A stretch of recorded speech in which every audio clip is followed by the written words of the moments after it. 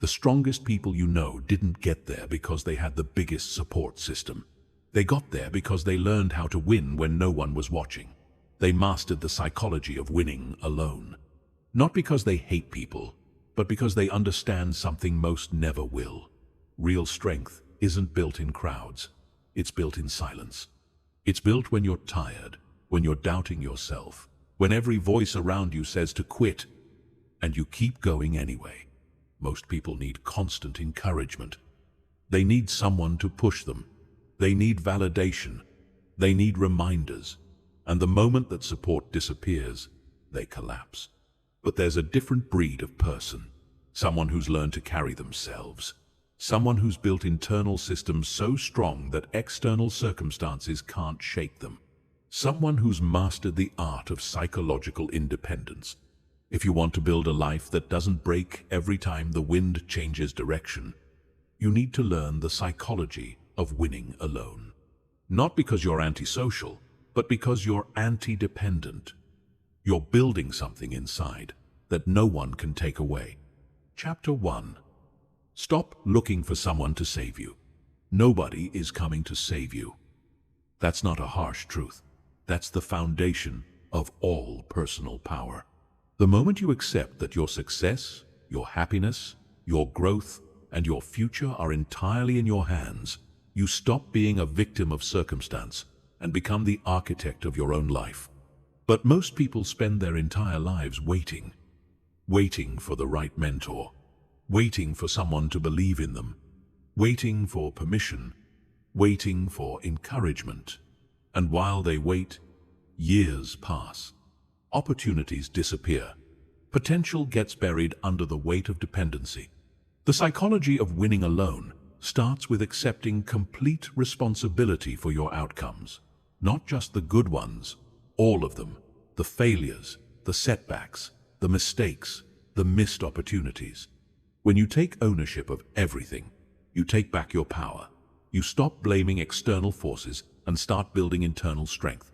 You stop looking outward for solutions and start developing them from within. This doesn't mean you can't learn from others or accept help when it's offered. It means you don't depend on others for your emotional stability, your motivation, or your sense of direction. You build these things inside yourself so thoroughly that whether people support you or abandon you becomes irrelevant to your progress. You become emotionally self-sufficient. Think about the most successful people you know. Really think about their journey. Yes, they may have had mentors or supporters along the way, but at the core, they were driven by something internal. They had a fire that burned regardless of external validation. They had standards that didn't change based on other people's opinions. They had a vision so clear that criticism couldn't cloud it and praise couldn't distract them from it. The reason most people never reach their potential is because they're constantly looking for external fuel for an internal engine. They want someone else to provide the energy, the direction, the confidence. But that's not how lasting success is built. External motivation is temporary. It comes and goes with people's moods, availability, and interests. If your progress depends on others maintaining enthusiasm for your dreams, you're building your future on sand. When you stop looking for someone to save you, something powerful happens. You start developing self-reliance. You start trusting your own judgment. You start solving your own problems. You stop making excuses about not having the right support system and start becoming your own support system. You develop an internal dialogue that's encouraging rather than defeating. You create private rituals that keep you grounded. You build habits that function regardless of external circumstances. This shift in psychology is profound because it changes how you show up in the world. You stop being needy. You stop seeking validation for every decision. You stop requiring approval before taking action. You become someone who moves with quiet confidence because your strength comes from within, not from the crowd. People can sense this energy. They respect it. They're drawn to it. Ironically, when you stop needing people to save you, more people want to support you. The practice begins with small decisions. Stop asking for advice on things you already know the answer to. Stop seeking approval for choices that align with your values. Stop waiting for someone to tell you it's okay to pursue your goals. Start making decisions based on your own assessment of what's right and what's necessary. Start developing the habit of consulting your inner wisdom before seeking external opinions. Build systems that support your independence. Create morning routines that set your tone, regardless of what others are doing. Develop evening reflections that help you process the day's events without needing to debrief with someone else. Learn to sit with discomfort without immediately reaching out for comfort from others. These practices strengthen your psychological independence and reduce your emotional dependence on external validation. The goal isn't to become isolated or antisocial. The goal is to become so internally strong that you can engage with others from a position of strength rather than need. You offer value instead of seeking it. You provide support instead of constantly requiring it. You become someone others can depend on because you've learned to depend on yourself first. Remember, waiting for someone to save you is just another form of procrastination. It's a way of avoiding the responsibility of saving yourself. But when you embrace that responsibility, when you stop looking outward and start building inward, you discover something remarkable. You had the power all along. You just needed to stop giving it away. Chapter 2. Build your internal scorecard. Most people live their entire lives playing to the wrong scorecard. They measure their worth by external metrics. How many likes they get, how much approval they receive, how impressive they look to others. But winners operate differently. They build an internal scorecard that measures what actually matters: character, effort, growth, and alignment with their values. This internal measurement system is what allows them to stay motivated when external recognition is absent and remain grounded when external praise is abundant. Your internal scorecard is your private metric system for success. It's based on standards you set for yourself, not standards imposed by society, family, or peers. It measures things like: did I give my best effort today? Did I act in alignment with my values? Did I push through when I wanted to quit? Did I learn something new? Did I help someone without expecting anything in return? These are the metrics that actually predict long-term success and satisfaction. The problem with external scorecards is that they're controlled by other people. Someone else decides whether to give you recognition. Someone else determines whether your work is appreciated. Someone else chooses whether to validate your efforts. When you base your self-worth on external validation, you're essentially handing control of your emotional state to people who may not have your best interests at heart, who may not understand your vision, or who may be dealing with their own insecurities and limitations. Building an internal scorecard requires clarity about what you actually value. Not what you think you should value, not what others tell you to value, but what genuinely matters to you at a core level. This takes honest self-reflection. You need to identify the principles that will guide your decisions regardless of external circumstances. These might include integrity, growth, contribution, excellence, authenticity, or courage. Once you identify these core values, they become the foundation of your internal measurement system. The internal scorecard also measures process over results. While external scorecards focus on outcomes you can't always control, internal scorecards focus on efforts you can always control. Did you show up consistently? Did you maintain your standards when it was difficult? Did you stay focused on your priorities despite distractions? These process-oriented metrics are more reliable predictors of long-term success because they're entirely within your control. This doesn't mean you ignore external feedback or become blind to how others perceive your work. It means you filter external input through your internal framework. You listen to feedback that helps you improve while ignoring criticism that's based on jealousy, misunderstanding, or different values. You appreciate recognition when it comes, but don't depend on it for motivation. You use external results as information rather than validation. One of the most powerful aspects of an internal scorecard is that it allows you to find satisfaction in the process rather than just the outcome. When your measurement system is based on effort, growth, and character. You can feel successful even when external results are delayed. You can maintain motivation during the inevitable periods when progress feels slow or invisible. You can stay committed to your path even when others don't understand or support your choices. Building this internal measurement system also protects you from the emotional volatility that comes with external validation. When your self-worth is tied to others' opinions, you're constantly riding an emotional roller coaster. Good feedback lifts you up. Criticism brings you down. But when your scorecard is internal, you maintain emotional stability regardless of external circumstances.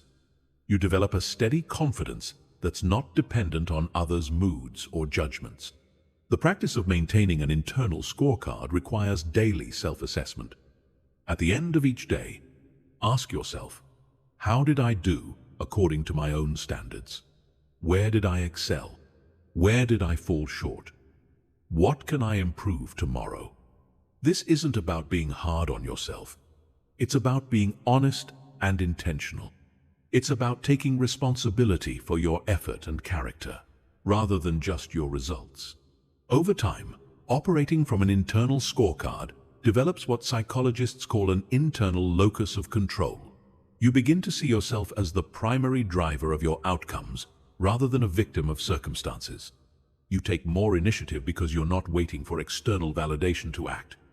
You become more resilient because setbacks don't shake your fundamental sense of worth. You develop authentic confidence because it's based on your own assessment rather than others' opinions. The internal scorecard also allows you to celebrate private victories that external observers might never notice. The day you chose discipline over comfort, the moment you acted with integrity when no one was watching, the time you persisted through difficulty without complaining. These victories might not earn external recognition, but they build character and strength that no external achievement can provide. Remember, the goal isn't to become indifferent to external feedback or recognition. The goal is to develop a measurement system that doesn't depend on external validation for your sense of worth and direction. When you measure yourself by your own standards, when you celebrate your own growth, when you recognize your own effort, you become psychologically independent. You become someone who can win alone because your scorecard is always with you. Chapter 3. Master the art of self-motivation. Self-motivation is the ability to generate energy, enthusiasm, and drive from within, rather than relying on external sources to fuel your actions. It's the difference between being a thermostat and a thermometer. A thermometer simply reflects the temperature of its environment, while a thermostat sets the temperature regardless of external conditions. Masters of self-motivation are thermostats. They create their own energy and maintain their own standards independent of their circumstances or surroundings. The foundation of self-motivation is understanding the difference between intrinsic and extrinsic motivation. Extrinsic motivation comes from external rewards, money, recognition, approval, or avoiding punishment. While these can be effective short-term motivators, they're unreliable for long-term success because they depend on factors outside your control. Intrinsic motivation comes from internal satisfaction, the joy of learning, the satisfaction of growth, the fulfillment of contributing, or the pleasure of mastering a skill. This type of motivation is sustainable because it's generated internally and isn't dependent on external circumstances. Developing self-motivation requires connecting your daily actions to deeper purposes. It's not enough to know what you want to do. You need to understand why you want to do it. What values does this goal serve? How does this action align with your vision of who you want to become? What impact will achieving this have on your life and the lives of others? When your actions are connected to meaningful purposes, you generate motivation from within rather than needing external pushes. Self-motivated people have learned to create their own feedback loops. Instead of waiting for others to tell them they're doing well, they develop internal systems for recognizing progress and celebrating achievements. They keep private records of their growth. They acknowledge their own improvements. They celebrate personal milestones. This internal feedback system provides consistent motivation because it doesn't depend on others' attention or recognition. One of the most important skills in self-motivation is learning to motivate yourself when you don't feel like it. Motivation isn't just about enthusiasm. It's about the ability to take action regardless of your emotional state. Self-motivated people understand that motivation often follows action rather than preceding it. They don't wait to feel motivated. They act first and let motivation catch up. They've learned that discipline creates momentum, and momentum creates motivation. Self-motivation also requires developing a strong relationship with your future self. You need to become skilled at visualizing the person you're becoming and the life you're building. When present actions feel difficult or unrewarding, the ability to connect with your future vision provides the energy to persist. You're not just doing difficult things for abstract goals. You're doing them for the specific person you're committed to becoming.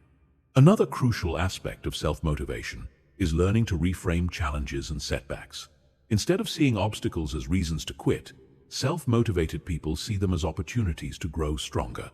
They understand that difficulty is not evidence that they're on the wrong path. It's evidence that they're building character and capabilities. This reframing ability allows them to maintain motivation even when external circumstances are challenging. Self-motivated people also develop rituals and routines that generate energy and focus. These might include morning routines that set a positive tone for the day, workout routines that build physical and mental strength, or evening routines that provide reflection and planning time. These rituals create consistency and structure that support sustained motivation regardless of external circumstances. The practice of self-motivation requires developing a strong internal dialogue. Most people have an internal critic that focuses on what's wrong, what's missing, or what's difficult. Self-motivated people have learned to cultivate an internal coach that focuses on what's possible, what's improving, and what's within their control.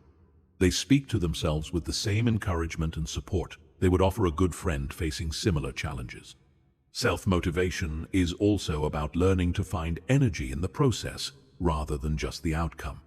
When you can appreciate the journey of growth, learning, and development, you don't need external rewards to sustain your effort.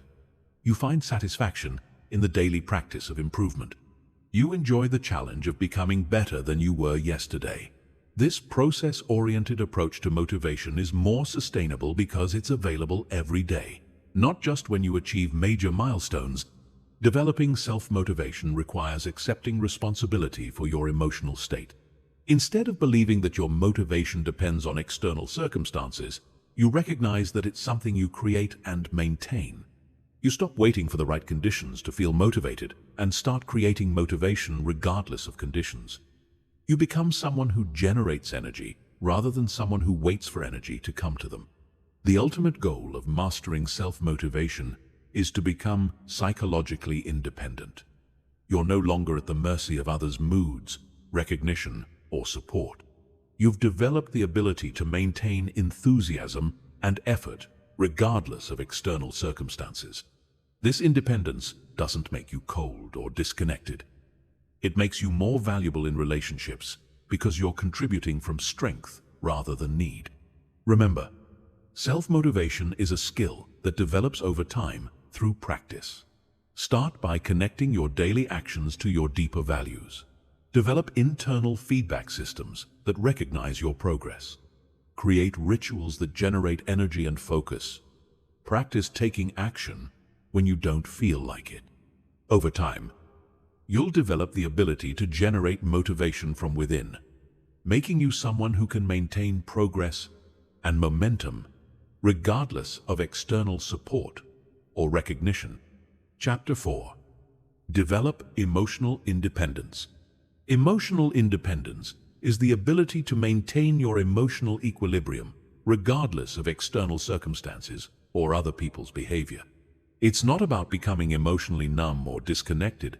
It's about developing the strength to feel your emotions fully while not being controlled by them or dependent on others to regulate them for you. This skill is crucial for winning alone because it allows you to maintain clarity, make sound decisions, and stay focused on your goals even when external support is absent or when others are actively opposing your efforts. Most people are emotionally dependent without realizing it. Their mood depends on how others treat them. Their confidence fluctuates based on external validation. Their sense of worth rises and falls with others' opinions. Their emotional state is essentially controlled by factors outside themselves, making them vulnerable to manipulation and inconsistency. Emotional independence means taking full responsibility for your emotional experience and developing the skills to manage it effectively. The foundation of emotional independence is self-awareness. You need to understand your emotional patterns, triggers, and responses. What situations consistently affect your mood? Which types of people or comments tend to throw you off balance? How do you typically react when stressed, criticized, or disappointed? This awareness allows you to anticipate emotional challenges and prepare appropriate responses rather than being caught off guard by your own reactions. Emotional independence requires developing the ability to self-soothe.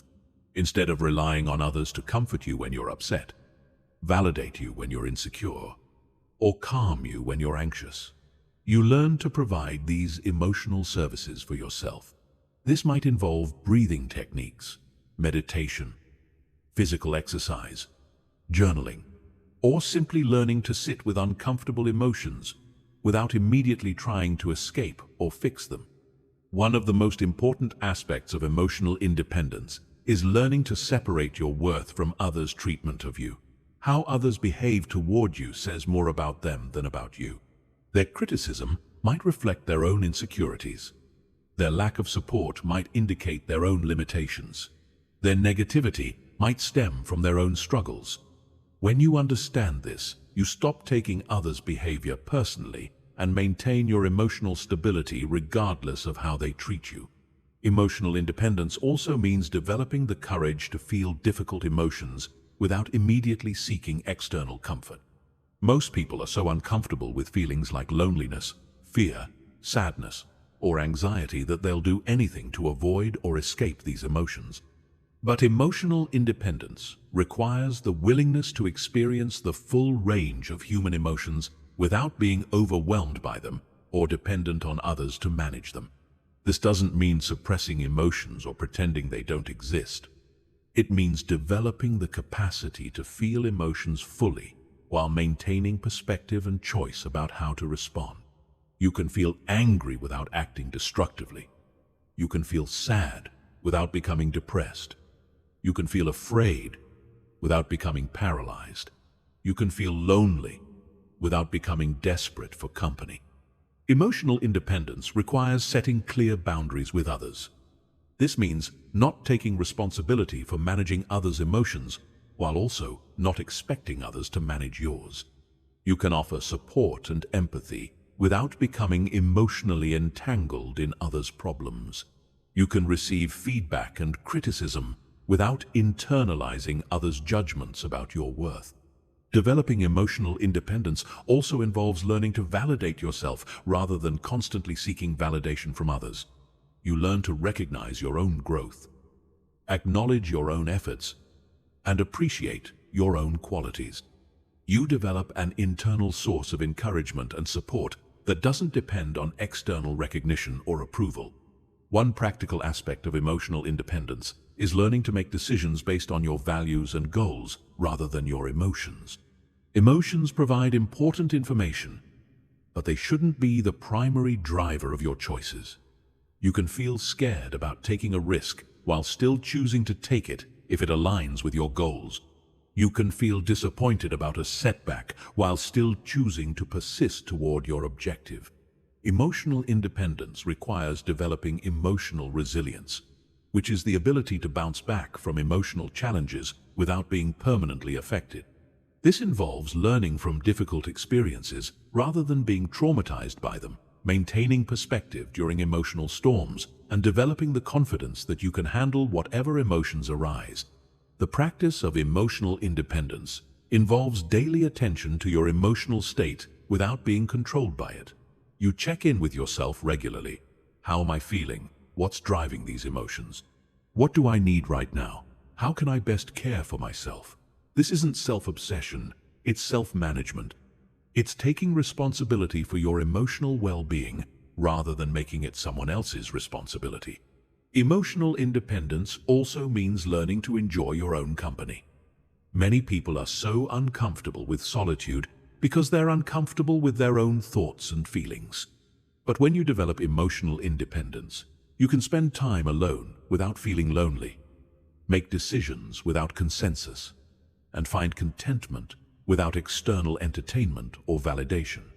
The goal of emotional independence isn't to become emotionally invulnerable or disconnected from others. It's to become emotionally stable and self-sufficient so that you can engage with others from a position of strength rather than need. You can offer genuine love and support because you're not desperately seeking it. You can maintain healthy relationships because you're not depending on others to complete you emotionally. Remember, emotional independence is developed gradually through practice and self-reflection. Start by paying attention to your emotional patterns and triggers. Practice self-soothing techniques when you're upset. Set boundaries with people who consistently drain your emotional energy. Learn to validate yourself rather than constantly seeking external approval. Over time, you'll develop the emotional strength to maintain your equilibrium regardless of external circumstances, making you someone who can truly win alone. Chapter 5. Create private systems that keep you moving.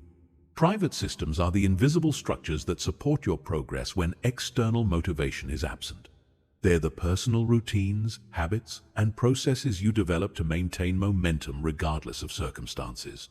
These systems operate independently of other people's involvement, recognition, or support, making them essential for anyone who wants to achieve sustained success without depending on external factors. The power of private systems lies in their consistency and reliability.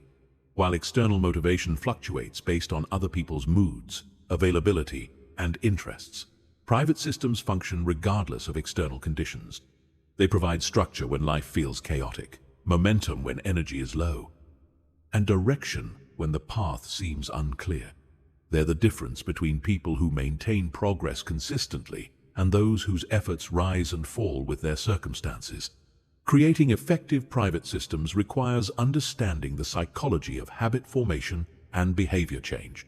The most successful systems are built on principles that make desired behaviors easier and undesired behaviors harder. They work with your natural psychological tendencies rather than against them. They're designed to function even when motivation is low, energy is depleted, or external support is unavailable. The foundation of any private system is clarity about your objectives and values. You can't create effective systems without knowing what you're trying to achieve and why it matters to you. Your systems should be designed to move you consistently toward your goals while reinforcing the values that guide your decisions. This alignment ensures that your daily actions are building the life you actually want rather than just keeping you busy. Morning routines are one of the most powerful private systems because they set the tone for your entire day. A well-designed morning routine ensures that you start each day with intention, energy, and focus regardless of what happened the day before or what challenges lie ahead. Your morning routine might include exercise, meditation, planning, reading, or journaling. The specific activities matter less than their consistency and their alignment with your goals and values. Evening routines are equally important because they help you process the day's events, prepare for the next day, and transition into rest. An effective evening routine might include reviewing your progress, planning tomorrow's priorities, reflecting on lessons learned, or simply creating space for relaxation and recovery. These routines help you maintain perspective and continuity even when individual days feel challenging or unproductive. Tracking systems are another crucial component of private systems. You need ways to monitor your progress that don't depend on external recognition or feedback. This might involve keeping a journal of your daily actions, maintaining charts of key metrics, or simply checking off completed tasks. The act of tracking itself often improves performance because it creates awareness and accountability even when no one else is watching. Private systems should also include decision-making frameworks that help you choose wisely when facing common dilemmas. For example, you might develop criteria for deciding which opportunities to pursue, which commitments to make, or how to spend your discretionary time. Having pre-established frameworks reduces decision fatigue and helps ensure that your choices align with your priorities, even when you're tired or stressed. Effective private systems include both productive routines and recovery routines. It's not enough to have systems that drive you forward. You also need systems that help you rest, recharge, and maintain perspective. This might include weekly reviews, monthly assessments, or regular breaks from intensive work. Balance isn't just important for well-being. It's essential for sustainable performance. Your private systems should be designed to function in various circumstances. They need to work when you're at home and when you're traveling, when you have plenty of time and when you're rushed, when you feel motivated and when you don't. This requires building flexibility into your systems while maintaining their essential elements. You might have full versions for ideal conditions and minimal versions for challenging circumstances. Private systems also need to evolve as you grow and your circumstances change. What works at one stage of your life or career might need adjustment as you face new challenges or pursue different goals. Regular review and refinement of your systems ensures they continue to serve your evolving needs rather than becoming rigid routines that no longer align with your objectives. The key to successful private systems is starting small and building gradually. It's better to have a simple system that you follow consistently than a complex system that you abandon when life gets challenging. Begin with 1 or 2 core habits and gradually add elements as they become automatic. This approach builds momentum and confidence while avoiding the overwhelm that often leads to abandoning new systems entirely. Private systems should also include methods for handling setbacks and disruptions. Life will interfere with your routines occasionally, and effective systems include strategies for getting back on track quickly rather than allowing temporary disruptions to become permanent departures. This might involve simplified versions of your routines for difficult periods or specific protocols for restarting after interruptions. The psychological benefit of private systems extends beyond their practical utility. Having reliable systems builds confidence because you know you can maintain progress regardless of circumstances. They provide a sense of control in an unpredictable world. They create stability and structure that supports both performance and well-being. They demonstrate to yourself that you're serious about your goals and committed to your growth. Remember, the most powerful systems are often the simplest ones. They don't need to be elaborate or impressive. They need to be sustainable and effective. Focus on creating systems that you can maintain consistently rather than systems that look perfect on paper but fail in practice. Your private systems are tools for achieving your goals, not goals in themselves. Design them to serve your objectives and adjust them as needed to maintain their effectiveness over time. Chapter 6. Learn to trust your own judgment. Trusting your own judgment is one of the most critical skills for psychological independence. Yet it's something most people struggle with their entire lives. They second-guess themselves constantly, seeking validation for decisions they're perfectly capable of making on their own. They poll friends, family, and strangers on social media about choices that only they can truly evaluate. This constant external consultation weakens their decision-making muscle and creates a dependency that undermines their ability to navigate life confidently and independently. The inability to trust your own judgment often stems from past experiences where you made mistakes or faced criticism for your decisions. Maybe you chose poorly in a relationship, made a financial error, or pursued a path that didn't work out as planned. These experiences can create doubt about your decision-making abilities, leading you to seek external validation as a form of protection against future mistakes. But this protection comes at a cost. It prevents you from developing the very skill you need most. Trusting your judgment doesn't mean believing you'll never make mistakes. It means accepting that making your own mistakes is better than living someone else's life perfectly. Your mistakes teach you lessons that are specifically relevant to your situation, values, and goals. When you constantly defer to others' opinions, you miss these learning opportunities and remain dependent on external guidance for situations that only you fully understand. The foundation of good judgment is self-knowledge. You need to understand your values, priorities, strengths, weaknesses, and goals before you can make decisions that truly serve your best interests.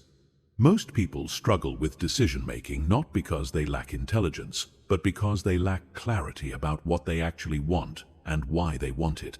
When you know yourself deeply, decisions become easier because you have clear criteria for evaluation. Developing trust in your judgment requires starting with smaller, lower-stakes decisions and building your confidence gradually. Instead of seeking advice about what to wear, where to eat, or how to spend your weekend, make these choices independently and notice how they turn out. Pay attention to your decision-making process. What factors do you consider? How do you weigh different options? What feels right intuitively versus what seems logical analytically? One of the biggest obstacles to trusting your judgment is the fear of other people's disapproval. You worry that if you make a choice others disagree with, you'll face criticism, rejection, or social consequences. This fear leads many people to make decisions designed to please others rather than serve their own best interests. But seeking approval through your choices is a form of self-betrayal that ultimately leads to resentment and regret. Learning to trust your judgment also means accepting that you have access to information about your situation that others don't have. You know your financial situation, your relationship dynamics, your career aspirations, your health concerns, and your personal history in ways that even your closest advisors cannot fully understand. This insider knowledge makes you uniquely qualified to make decisions about your own life, even if others have more experience or expertise in general. The practice of trusting your judgment involves learning to distinguish between seeking advice and seeking approval. Seeking advice means gathering information and perspectives to help you make a better decision while maintaining responsibility for the final choice.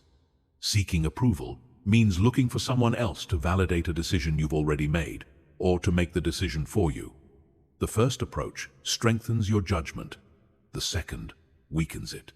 Developing good judgment also requires learning to sit with uncertainty and ambiguity.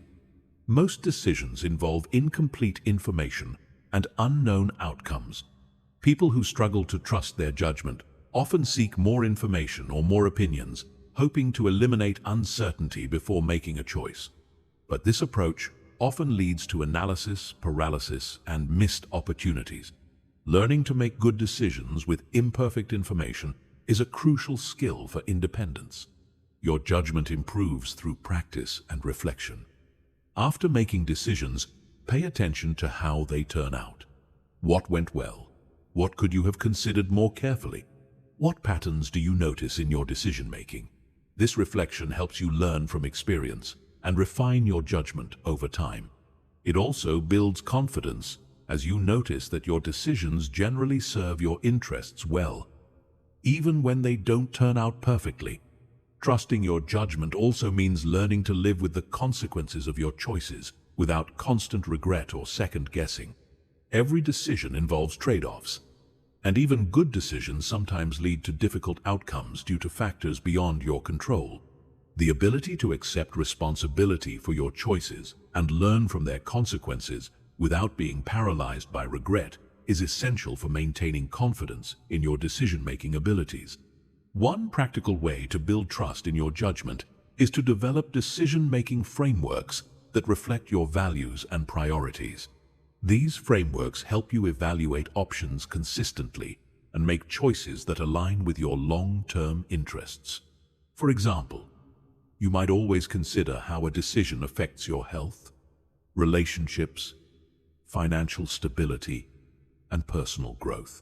Having clear criteria makes decision-making more systematic and builds confidence in your choices. Learning to trust your judgment also involves recognizing the difference between intuition and impulse. Intuition is the unconscious processing of information and experience that leads to insights about what's right for you. Impulse is the immediate desire for gratification without consideration of long-term consequences. Both can feel like internal guidance, but they lead to very different outcomes. Learning to distinguish between them helps you make decisions that serve your long-term interests. The goal isn't to become completely self-reliant in decision-making or to ignore valuable input from others. The goal is to develop enough confidence in your judgment that you can consider others' perspectives without being dependent on their approval. You can seek advice while maintaining responsibility for your choices. You can consider criticism without internalizing it as truth about your worth or capabilities. Trusting your judgment also means accepting that some people won't understand or support your decisions, and that's okay. Your choices don't need to make sense to everyone. They need to make sense to you. When you base decisions on your own assessment of what's right, rather than what's popular or expected, you develop authentic confidence that can't be shaken by others' disapproval. The ultimate benefit of trusting your own judgment is freedom. Freedom from the exhausting process of constantly seeking external validation. Freedom from the resentment that comes from living according to others' expectations. Freedom from the paralysis that comes from fear of making mistakes. When you trust your judgment, you become someone who can make decisions quickly and confidently, adapt to changing circumstances, and take responsibility for your life's direction. Remember, building trust in your judgment is a gradual process that requires patience and self-compassion. You'll make mistakes, and sometimes others' advice would have led to better outcomes. But the confidence and independence you develop by learning to trust yourself are worth more than the safety of always deferring to others. Start with small decisions, reflect on your choices, and gradually take on bigger decisions as your confidence grows. Over time, you'll develop the judgment and self-trust that allow you to navigate life independently and authentically. Chapter 7. Stop seeking approval for your path. The need for approval is one of the most limiting psychological patterns that keeps people from achieving their full potential. When you constantly seek others' validation for your choices, dreams, and direction, you give away your power to people who may not understand your vision, share your values, or want what's best for you.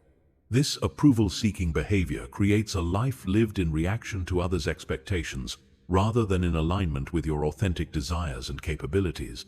Most people develop approval-seeking behaviors early in life as a survival mechanism. Children naturally seek approval from parents, teachers, and peers because acceptance often determines access to resources, safety, and belonging. This pattern becomes problematic when it continues into adulthood, where the pursuit of approval often conflicts with the pursuit of authenticity and achievement. Adult success frequently requires making choices that others don't understand or support. The psychology behind approval seeking is rooted in the fear of rejection and the misconception that others' opinions determine your worth. When you believe that your value as a person depends on others' approval, every criticism feels like a threat to your identity, and every rejection feels like evidence of your inadequacy. This creates a cycle where you modify your behavior, goals, and choices to gain acceptance, gradually moving further away from your authentic self. One of the most destructive aspects of approval seeking is that it's never fully satisfied. Even when you receive the approval you're seeking, it's temporary and conditional. People's opinions change, their attention moves elsewhere, and their support depends on factors beyond your control. This means that approval-based validation is inherently unstable, keeping you in a constant state of anxiety about maintaining others' positive regard.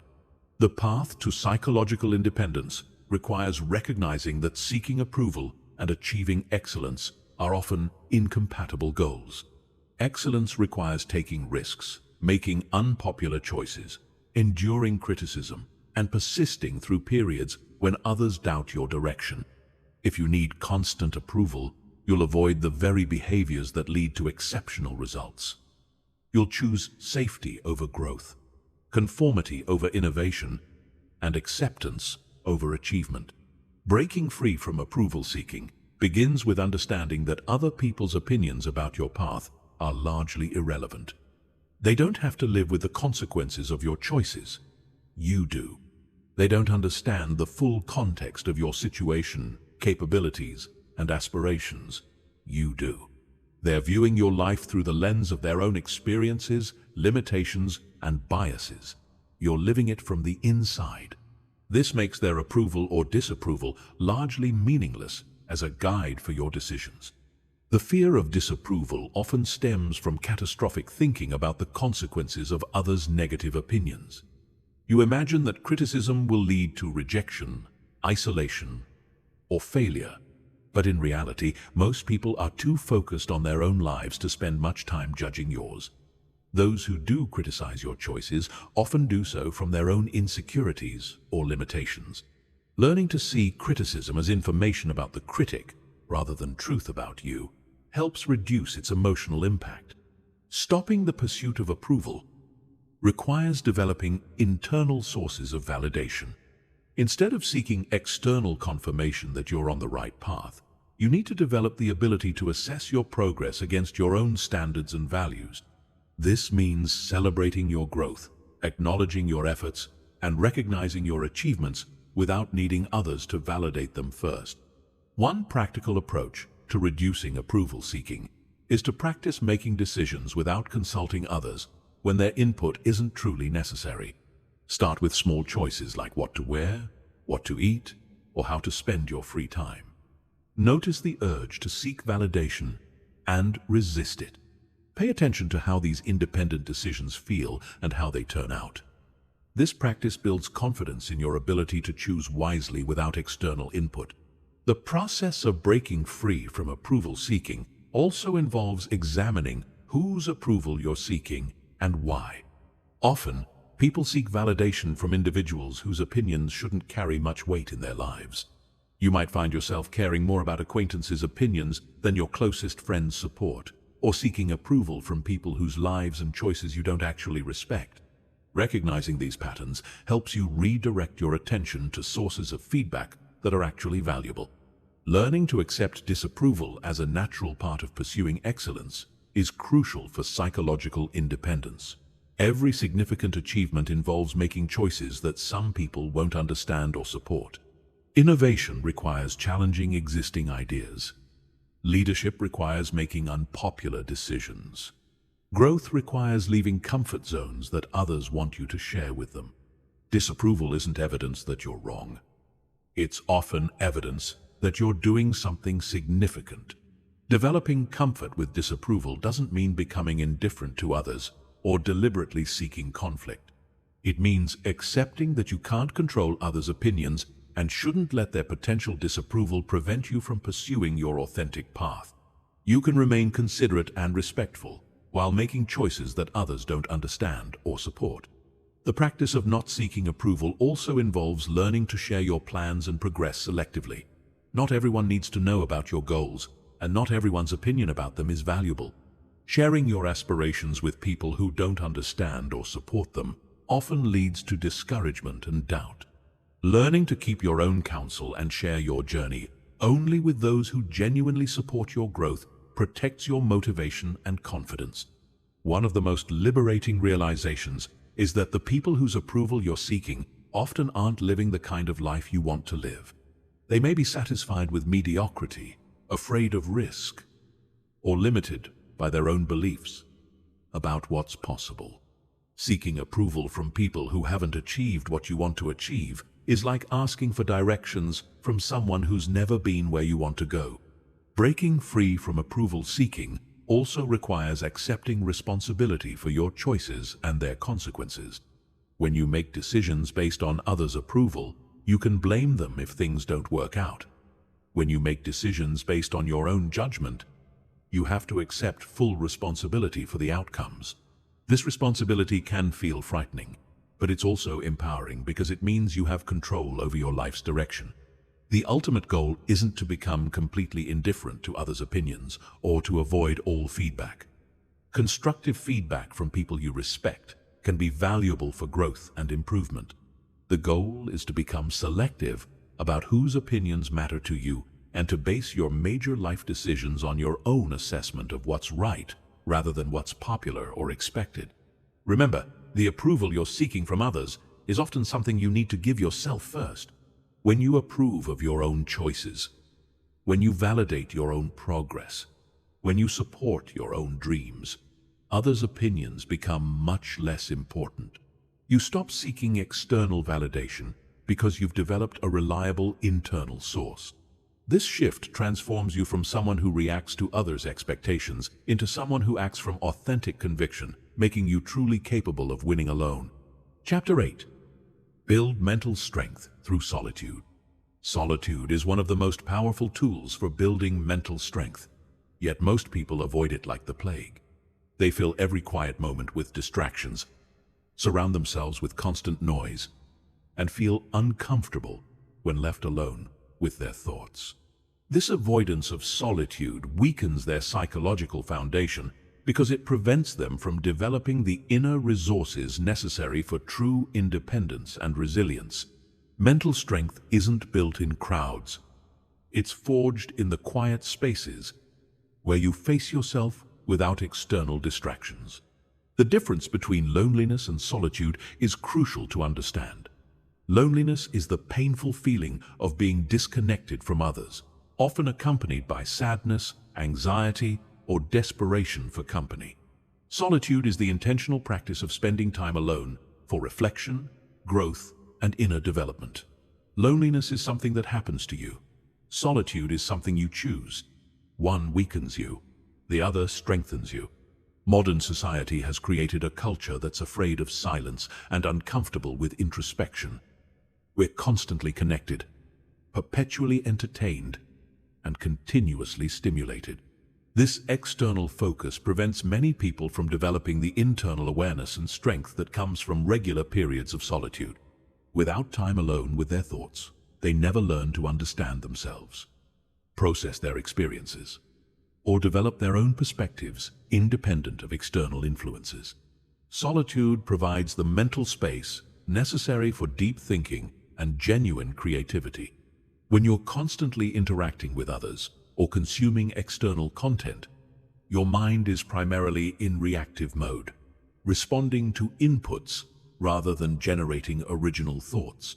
Solitude allows your mind to shift into generative mode, where you can process experiences, make connections, solve problems, and develop insights that aren't possible when you're constantly externally focused.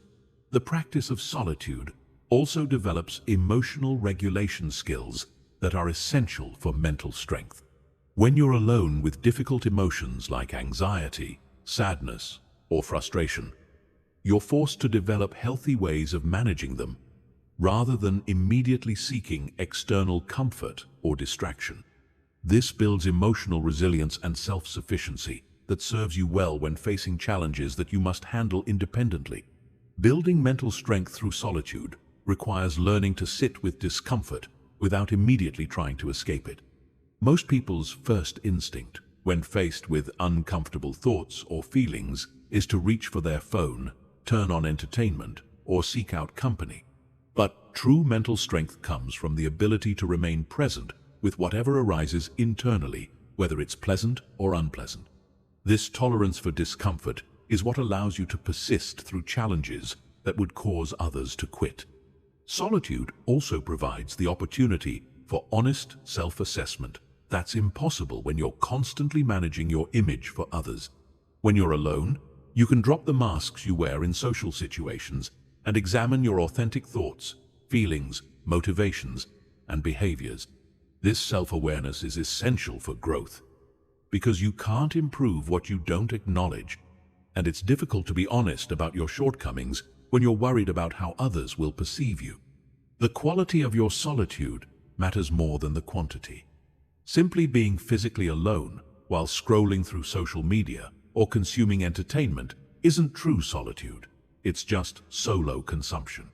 Meaningful solitude involves disconnecting from external inputs and turning your attention inward. This might involve meditation, journaling, walking in nature, or simply sitting quietly with your thoughts. The key is creating space for internal processing and reflection. Regular solitude also develops your ability to enjoy your own company, which is essential for psychological independence. People who are uncomfortable being alone often make poor relationship choices because they prioritize companionship over compatibility.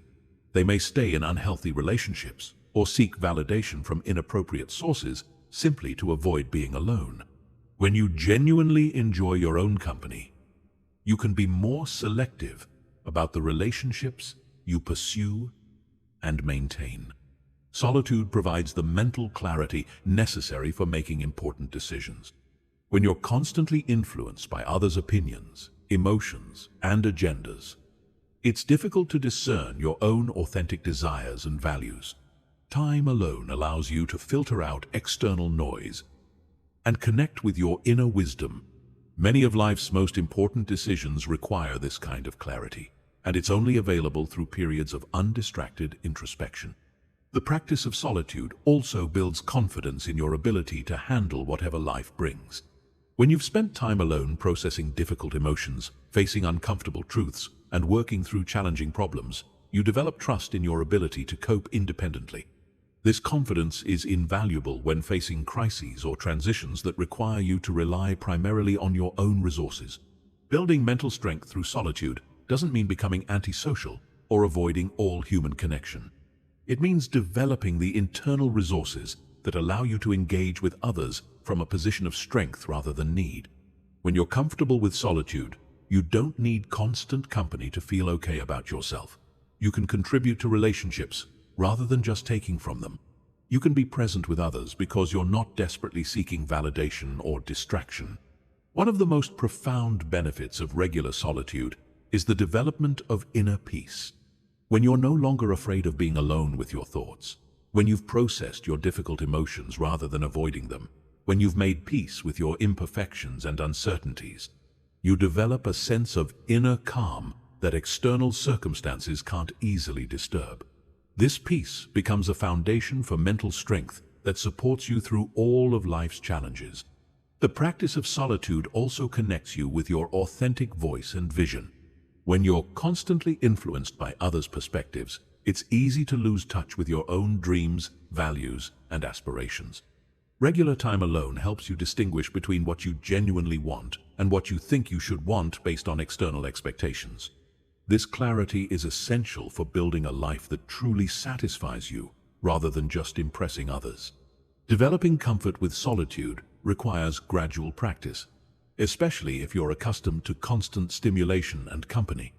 Start with short periods of undistracted alone time, and gradually increase the duration as you become more comfortable. Notice your impulse to reach for distractions, and practice sitting with whatever arises instead. Pay attention to the insights, emotions, and ideas that emerge when you give them space to surface. The goal isn't to become a hermit or to avoid all social interaction. The goal is to develop the mental strength and self-awareness that come from regular periods of intentional solitude. When you're comfortable being alone, when you enjoy your own company, when you can process your experiences and emotions independently, you become someone who doesn't need external validation or constant company to feel whole and confident. Remember, mental strength isn't built through external achievements or social recognition. It's built through the internal work of self-understanding, emotional regulation, and authentic self-acceptance. Solitude provides the space necessary for this work. By embracing regular periods of intentional alone time, you develop the psychological independence and resilience that allow you to navigate life's challenges with confidence and clarity, regardless of external support or circumstances. Chapter 9. Stop explaining yourself to people who don't get it. One of the most exhausting and counterproductive habits that undermines psychological independence is the compulsion to explain yourself to people who fundamentally don't understand your vision, values, or direction. This need to justify your choices to everyone drains your energy, dilutes your focus, and often leads to self-doubt as you try to articulate decisions that make perfect sense to you but seem foreign to others. Learning to stop explaining yourself to people who don't get it is essential for maintaining clarity, confidence, and momentum on your path. The urge to explain yourself often stems from a desire to be understood and accepted, which are natural human needs. However, this desire becomes problematic when you feel compelled to justify every decision to people whose understanding isn't necessary for your success or well-being. Not everyone needs to understand your choices, and their lack of understanding doesn't invalidate your decisions or reflect poorly on your judgment. The reality is that some people will never understand your path because they're looking at it through the lens of their own experiences, limitations, and fears. Someone who has never taken risks won't understand your entrepreneurial aspirations. Someone who prioritizes security above all else won't understand your pursuit of creative fulfillment. Someone who fears change won't understand your desire for growth and transformation. Their inability to understand isn't a flaw in your vision, it's a reflection of their different perspective and priorities. Explaining yourself to people who don't get it often backfires because it can actually strengthen their opposition to your choices. When you feel compelled to justify your decisions, you may come across as uncertain or defensive, which can reinforce others' doubts about your path. Additionally, the more you explain, the more opportunities you give them to poke holes in your reasoning or offer unsolicited advice based on their limited understanding of your situation. The energy you spend explaining yourself to skeptics is energy that could be better invested in executing your plans. Every hour spent defending your choices is an hour not spent implementing them. Every conversation focused on justifying your direction is a conversation that doesn't move you forward. This misallocation of energy slows your progress and can create doubt about decisions that were sound before you started second-guessing them through others' eyes. Learning to stop explaining yourself requires developing comfort with being misunderstood. This is challenging because most people have a deep need to be seen and understood by others. However, being understood by everyone is neither possible nor necessary. What matters is being understood by yourself and by the people whose opinions genuinely matter in your life. The approval of people who don't share your values or understand your vision is ultimately meaningless. One of the most liberating realizations is that you don't owe anyone an explanation for your life choices. You're not required to justify your career decisions to relatives who chose different paths. You don't need to explain your lifestyle choices to friends who made different priorities. You don't have to defend your goals to people who have settled for less than they wanted. Your life is yours to live, and their confusion about your choices is their problem to solve, not yours to fix. The people who truly matter in your life, those who love and support you, may not always understand your specific choices, but they'll respect your right to make them. They'll trust your judgment even when they don't fully grasp your reasoning. They'll support your pursuit of what makes you happy even if it's not what would make them happy. These are the people whose questions deserve thoughtful answers, not because you owe them explanations, but because their understanding enhances your relationship and their support aids your journey. Stopping the habit of over-explanation also requires recognizing the difference between sharing your vision with interested parties and defending it against skeptics. Sharing involves communicating with people who are genuinely curious about your path and might benefit from understanding your perspective. Defending involves trying to convince people who have already decided that your choices are wrong or misguided. The first is productive. The second is wasteful. When you do choose to explain your decisions, focus on the people who have demonstrated genuine interest in understanding rather than judging. These might be mentors, close friends, family members who support your growth, or peers who are on similar journeys. These conversations can be valuable for clarifying your thinking, receiving useful feedback, and building stronger relationships with people who matter to you. Learning to respond appropriately to unsolicited criticism or questioning is crucial for maintaining your psychological independence. Instead of launching into detailed explanations, you can simply acknowledge their perspective without accepting it as truth. Phrases like, "I understand that's how you see it," or "I appreciate your concern," allow you to be respectful without being defensive or explanatory. The practice of not explaining yourself also involves learning to sit with others' disappointment or disapproval without feeling compelled to fix it. People may be disappointed that you're not living up to their expectations or following their advice. That disappointment belongs to them. You don't have to take responsibility for managing their emotions about your choices. One effective strategy for reducing over-explanation is to develop standard responses to common criticisms or questions about your path. Having prepared responses prevents you from getting drawn into lengthy justifications and helps you maintain boundaries around discussions of your personal choices. These responses should be polite but firm, acknowledging the other person without inviting further debate. The goal isn't to become dismissive of all feedback or to ignore valuable perspectives from people who understand your situation.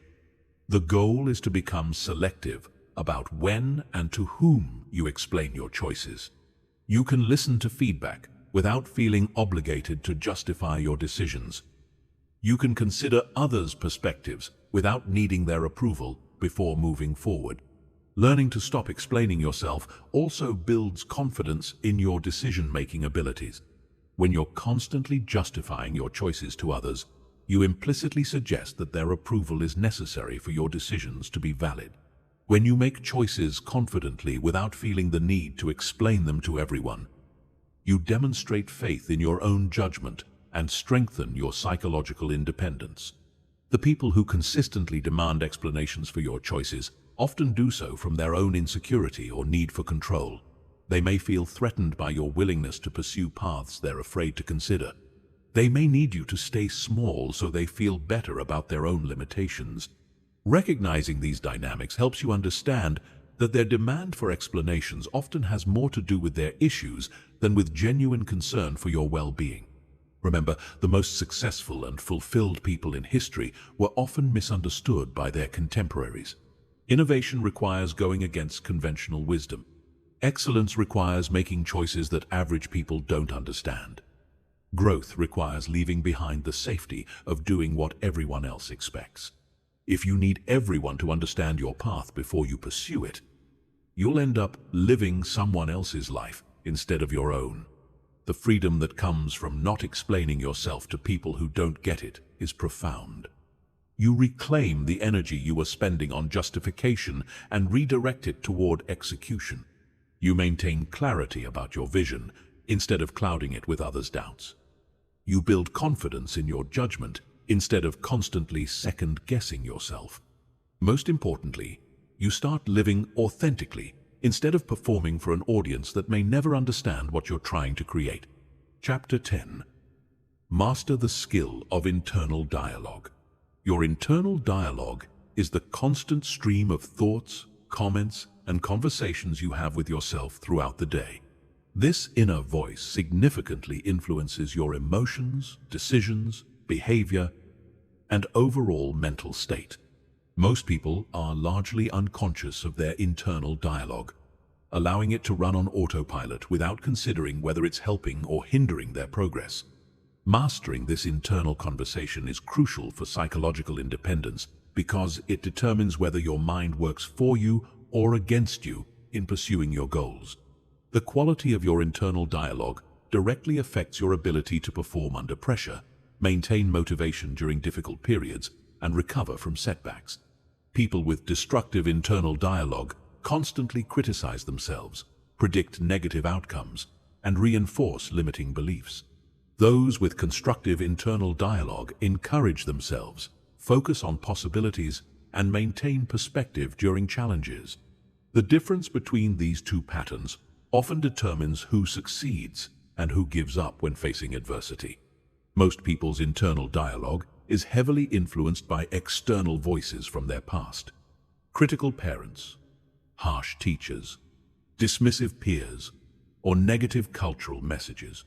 These external voices become internalized over time, creating an inner critic that continues the criticism long after the original sources are gone.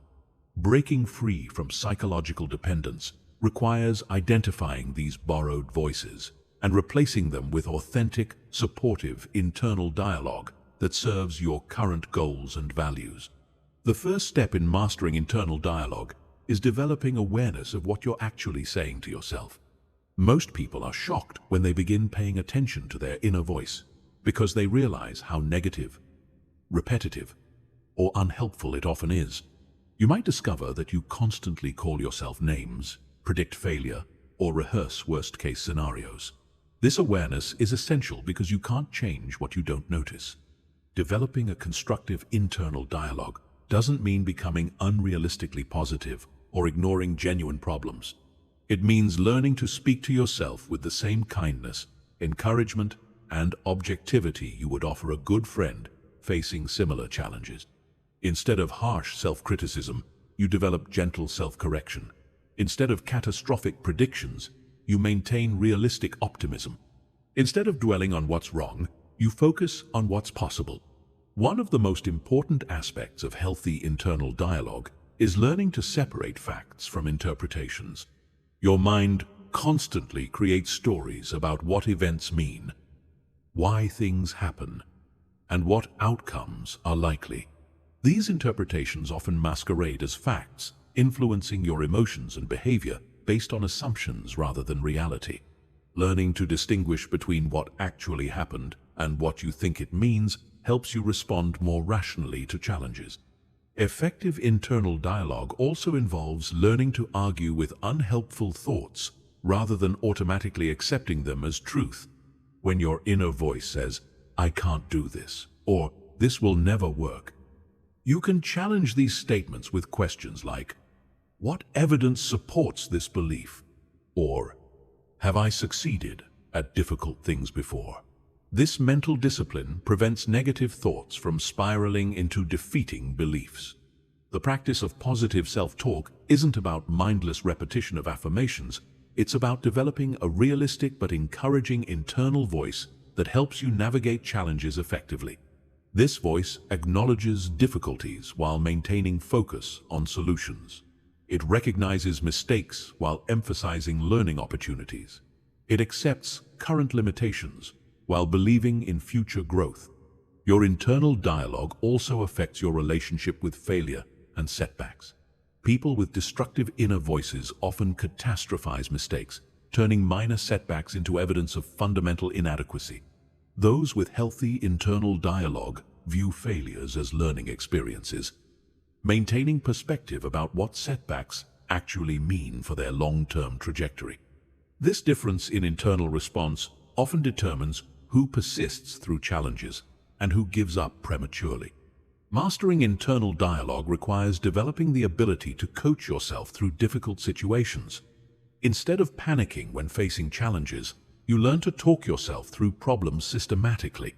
You ask productive questions like, "What do I need to focus on right now?" or "What would be most helpful in this situation?" This self-coaching ability makes you less dependent on external guidance and more capable of handling unexpected situations independently. The tone of your internal dialogue is as important as its content. You can say the right things to yourself in a harsh, critical tone that undermines their effectiveness. Or you can speak with genuine warmth and encouragement that builds confidence and resilience. Learning to adjust the emotional tone of your inner voice helps create an internal environment that supports growth rather than sabotaging it. Developing healthy internal dialogue also involves learning to celebrate your progress and acknowledge your efforts, not just your achievements. Most people's inner voice only speaks up to criticize mistakes or point out shortcomings. A balanced internal dialogue recognizes improvements, appreciates effort, and celebrates small wins along the way to larger goals. This internal recognition helps maintain motivation during periods when external validation is absent. Your internal dialogue significantly influences your stress levels and emotional regulation.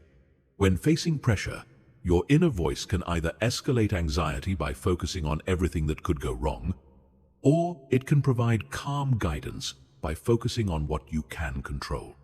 Learning to use internal dialogue as a tool for emotional regulation helps you maintain composure and clarity in challenging situations. The practice of mastering internal dialogue also involves learning to use self-talk as a performance enhancement tool. Athletes, performers, and other high achievers often develop specific internal dialogue patterns that help them perform at their best. This might involve focusing cues, confidence-building statements, or calming phrases that help manage performance anxiety and maintain focus under pressure. One crucial aspect of healthy internal dialogue is learning to be your own source of motivation and encouragement. Instead of relying on others to pump you up or provide inspiration, you develop the ability to motivate yourself through challenging periods. This internal motivation is more reliable than external sources because it's always available and specifically tailored to your situation and needs. The goal of mastering internal dialogue isn't to eliminate all negative thoughts or create unrealistic optimism. It's to develop a balanced, constructive inner voice that helps you navigate life's challenges effectively while maintaining psychological well-being. This voice acknowledges problems while focusing on solutions, recognizes limitations while believing in growth, and accepts mistakes while maintaining overall self-worth.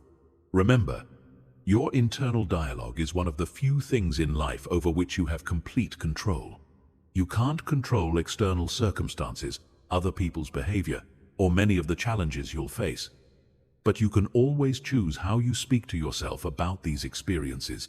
This choice is one of your most powerful tools for building psychological independence and resilience. The person who masters their internal dialogue becomes capable of winning alone because they carry a supportive, encouraging presence with them wherever they go. They don't need external cheerleaders because they've developed the ability to coach themselves.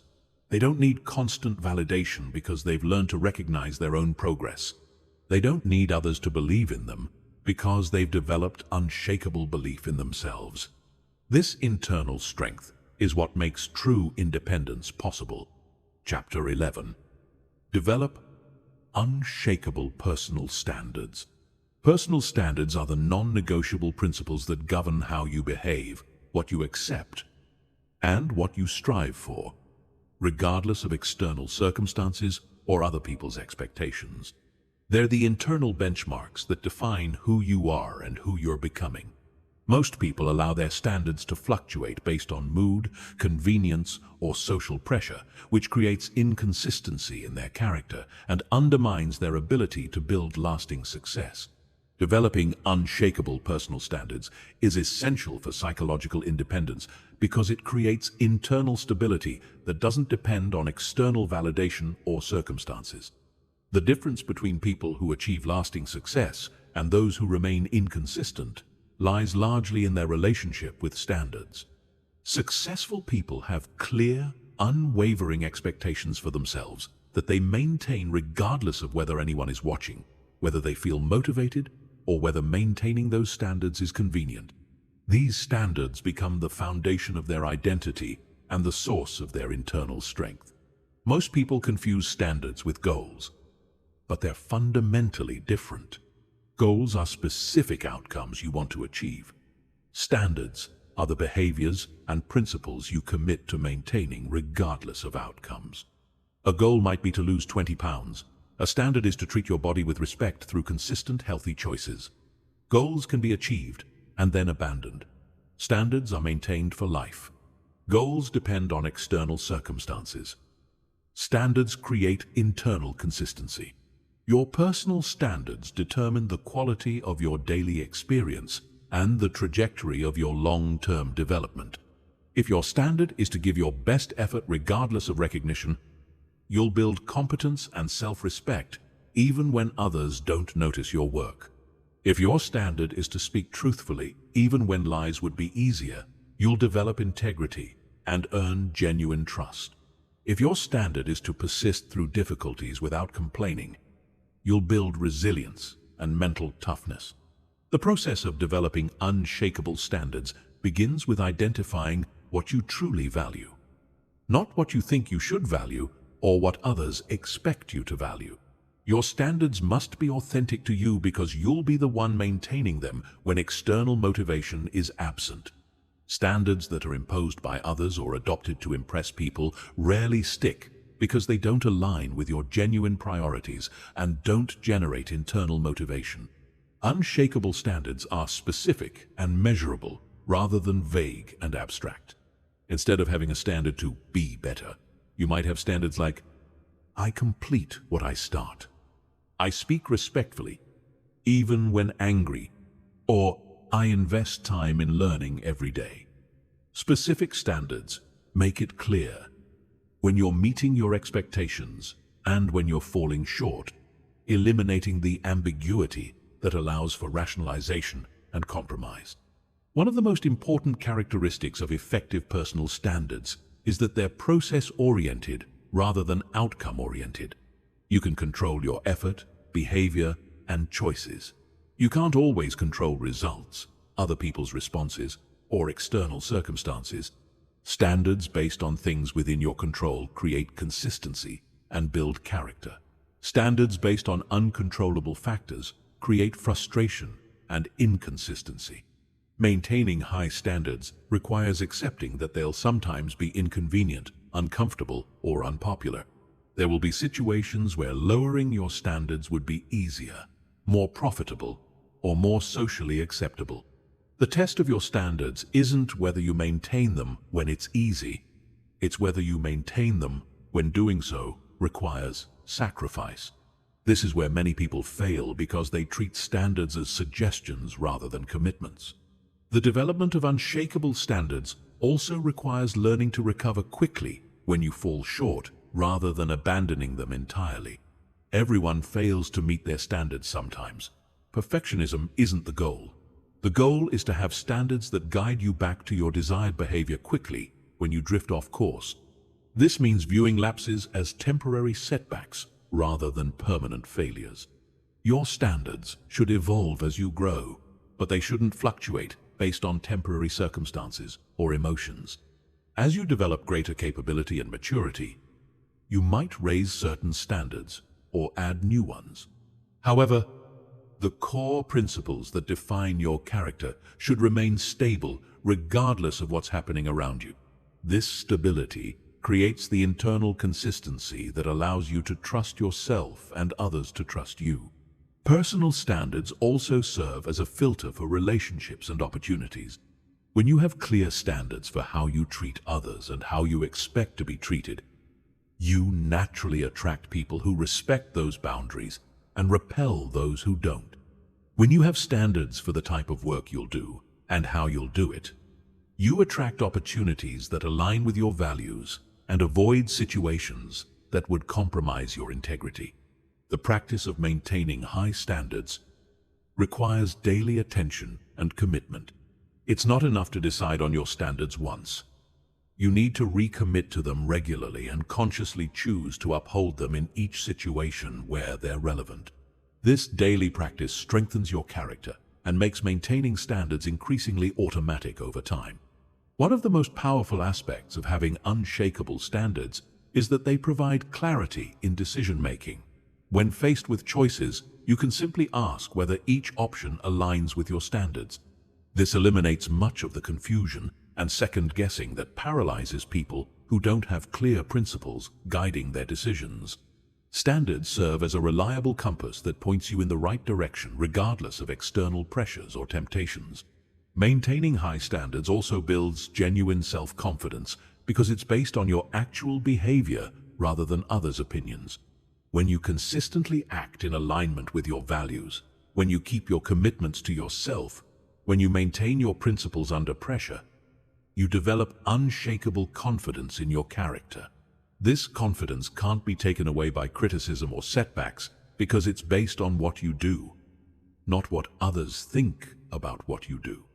The social benefits of having clear standards are often unexpected but significant. People respect those who have clear principles and stick to them consistently. They trust individuals whose behavior is predictable because it's guided by unwavering standards rather than changing moods or circumstances. This respect and trust create opportunities and relationships that aren't available to people who compromise their standards for short-term gains. Your standards also determine what you'll tolerate from yourself and others. People with low standards accept mediocre effort from themselves and poor treatment from others. People with high standards demand excellence from themselves and respectful treatment from others.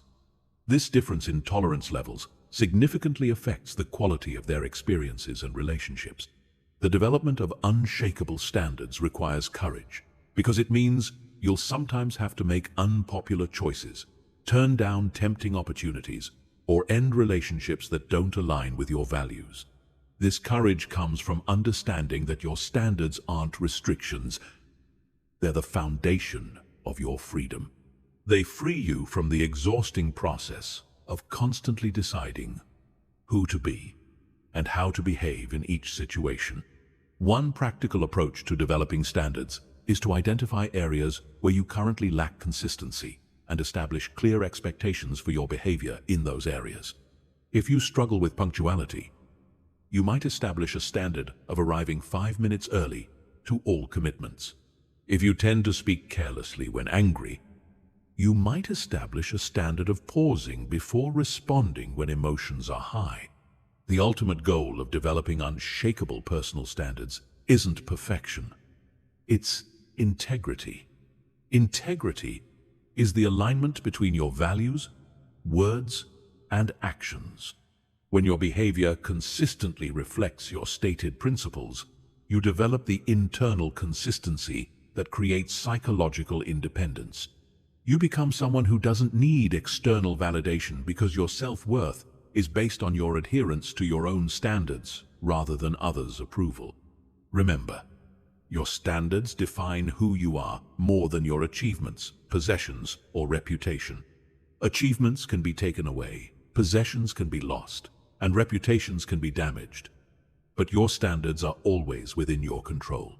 When you develop unshakable personal standards and commit to maintaining them regardless of circumstances, you create an internal foundation that supports you through all of life's challenges and changes. The person who has developed unshakable personal standards becomes capable of winning alone because they carry their own measuring stick with them wherever they go. They don't need others to define success for them because they have their own definition. They don't need external motivation to maintain excellence because their standards provide internal motivation. They don't need others' approval to feel good about themselves because they earn their own approval by living up to their own expectations. Chapter 12. Practice self-reliance in small daily actions. Self-reliance isn't built through grand gestures or dramatic moments of independence. It's developed through countless small daily actions that demonstrate your ability to meet your own needs, solve your own problems, and take care of yourself without depending on others. These seemingly insignificant choices accumulate over time to create deep confidence in your ability to handle whatever life presents. The person who practices self-reliance in small things builds the foundation for independence in larger matters. Most people underestimate the psychological impact of their daily dependencies. They automatically reach out for help with minor inconveniences, seek others' opinions on trivial decisions, or avoid tasks they could easily learn to do themselves. While none of these individual dependencies seem significant, collectively they reinforce a mindset of reliance on others and weaken confidence in personal capabilities. Each time you choose dependency over self-reliance, you send yourself a subtle message that you can't handle things on your own.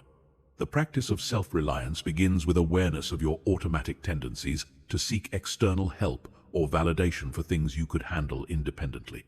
Before calling someone for advice, asking for help with a task, or seeking reassurance about a decision, pause and ask yourself, could I figure this out on my own? Often, the answer is yes. But the habit of external reliance prevents you from even attempting independent action. Self-reliance in daily actions doesn't mean refusing all help or never seeking input from others. It means choosing independence when it's reasonable and beneficial for your growth, while still being open to assistance when it's genuinely needed or valuable. The goal is to develop the default assumption that you can handle most situations yourself, with external support being an option rather than an automatic necessity. One of the most important areas for practicing self-reliance is problem solving. Instead of immediately asking others how to handle challenges, develop the habit of thinking through problems independently first. Consider different approaches, research solutions, and attempt to resolve issues yourself before seeking external input. This practice builds confidence in your problem-solving abilities and reduces the anxiety that comes from feeling helpless when facing obstacles. Physical self-reliance is another crucial area for development. Learning basic maintenance skills, cooking nutritious meals, managing your finances, and taking care of your health are fundamental aspects of adult independence. Each skill you master reduces your dependence on others and increases your confidence in your ability to take care of yourself. This confidence extends beyond the specific skills into a general sense of capability and self-sufficiency. Emotional self-reliance involves developing the ability to manage your emotional states without constantly seeking external comfort or validation. Instead of immediately reaching out to others when you're upset, anxious, or frustrated, practice sitting with these emotions and finding healthy ways to process them independently. This doesn't mean isolating yourself emotionally. It means developing internal resources for emotional regulation that don't depend on others' availability or willingness to provide support. The practice of self-reliance also extends to entertainment and stimulation. Instead of always needing others' company to enjoy yourself or external entertainment to avoid boredom, develop the ability to find satisfaction in solitary activities. Read books, pursue hobbies, exercise, create something, or simply enjoy quiet contemplation. This capacity for self-entertainment reduces social dependence and increases comfort with solitude. Information gathering is another area where self-reliance can be practiced daily. Instead of asking others for information, you could easily research yourself. Develop the habit of finding answers independently. This not only builds research skills, but also increases your confidence in your ability to learn and understand new topics without relying on others' interpretations or explanations. Decision-making offers constant opportunities to practice self-reliance. For routine decisions like what to wear, what to eat, how to spend free time, or which route to take, resist the urge to seek input from others unless their preferences directly affect them. These small decisions build your confidence in your judgment and reduce the mental energy spent seeking validation for choices that only affect you. The maintenance of your living space is another important area for self-reliance. Learning to clean, organize, repair minor problems, and create a comfortable environment for yourself demonstrates your ability to take care of your basic needs independently. This practical competence contributes to a sense of capability that extends to other areas of life. Practicing self-reliance in daily actions also involves learning to celebrate your own achievements without needing external recognition. Instead of immediately sharing every success or accomplishment with others, develop the ability to feel satisfied with your progress and proud of your efforts without external validation. This internal recognition builds genuine self-confidence that doesn't depend on others' approval. Self-reliance in communication means expressing your thoughts and feelings directly, rather than hoping others will guess your needs or preferences. Instead of dropping hints or expecting others to read your mind, practice clear, direct communication about what you want and need. This clarity reduces misunderstandings and demonstrates respect for both yourself and others. The practice of self-reliance extends to learning and skill development. Instead of always seeking instruction from others, develop the ability to learn new things through reading, experimentation, and practice. While teachers and mentors can be valuable, The confidence that comes from knowing you can acquire new knowledge and skills independently is irreplaceable. Financial self-reliance starts with daily money management decisions. Track your expenses, understand your budget, make informed purchasing decisions, and gradually build financial knowledge and independence. Each financially responsible choice builds confidence in your ability to manage your resources and reduces anxiety about your financial future. Time management is another crucial area for self-reliance practice. Instead of always accommodating others' schedules or depending on external reminders and motivation, develop your own systems for managing time effectively. Plan your days, set your own deadlines, and maintain your schedule without constant external accountability. The psychological benefits of practicing self-reliance in small daily actions are cumulative and profound. Each independent action builds confidence in your capabilities. Each problem solved independently increases trust in your resourcefulness. Each need met through your own efforts strengthens your sense of personal power and reduces anxiety about your ability to handle future challenges. This daily practice of self-reliance also prepares you for larger challenges that require independence. When you've developed confidence in your ability to handle small problems, learn new skills, and meet your basic needs independently, you're better prepared to tackle major life challenges without becoming overwhelmed or overly dependent on others' support. The goal isn't to become completely self-sufficient or to avoid all interdependence with others. Humans are social beings who benefit from connection, collaboration, and mutual support. The goal is to develop enough self-reliance that you engage with others from choice rather than need, from strength rather than desperation, and from the ability to contribute rather than just consume. Remember, self-reliance is like a muscle that strengthens with use.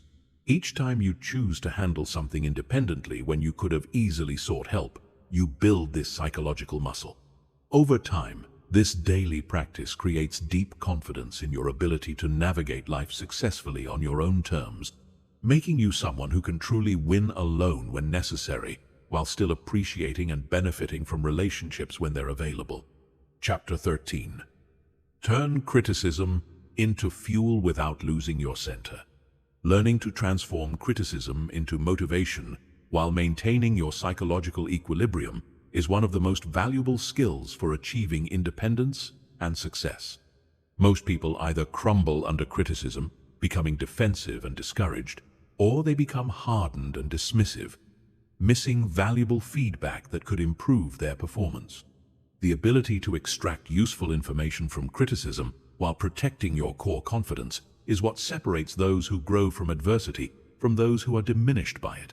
Criticism is inevitable when you pursue anything meaningful. The moment you step beyond mediocrity, when you attempt something significant, when you challenge existing norms or push past comfortable boundaries, you will face criticism. Some of it will be constructive and valuable. Some will be rooted in jealousy, fear, or misunderstanding. Your ability to distinguish between these types and respond appropriately determines whether criticism becomes a tool for growth or a weapon against your progress. The first step in handling criticism effectively is understanding its source and motivation. Constructive criticism comes from people who understand what you're trying to achieve and genuinely want to help you improve. This feedback is specific, actionable, and focused on behavior or performance rather than character attacks. Destructive criticism often comes from people who feel threatened by your progress, who want to keep you small, or who are projecting their own limitations and fears onto your situation. Developing the ability to stay centered when receiving criticism requires emotional regulation skills that allow you to process feedback without immediately becoming defensive or reactive. When someone criticizes your work, your choices, or your approach, your natural impulse might be to defend yourself, counterattack, or shut down. Learning to pause, breathe, and listen before responding allows you to evaluate the criticism objectively rather than react emotionally. The practice of turning criticism into fuel begins with separating your identity from your performance. When criticism targets your work, your decisions, or your methods. It's not necessarily an attack on your worth as a person. Learning to receive feedback about what you do without internalizing it as judgment about who you are protects your core confidence while allowing you to improve your performance. One of the most powerful ways to use criticism constructively is to look for the grain of truth in even poorly delivered feedback. Someone might express their criticism harshly, emotionally, or inappropriately, but there still might be valid points buried in their delivery. Learning to extract useful information while ignoring destructive packaging requires emotional maturity and the confidence to admit when you have room for improvement. Effective criticism processing also involves considering the credibility and motivation of the source.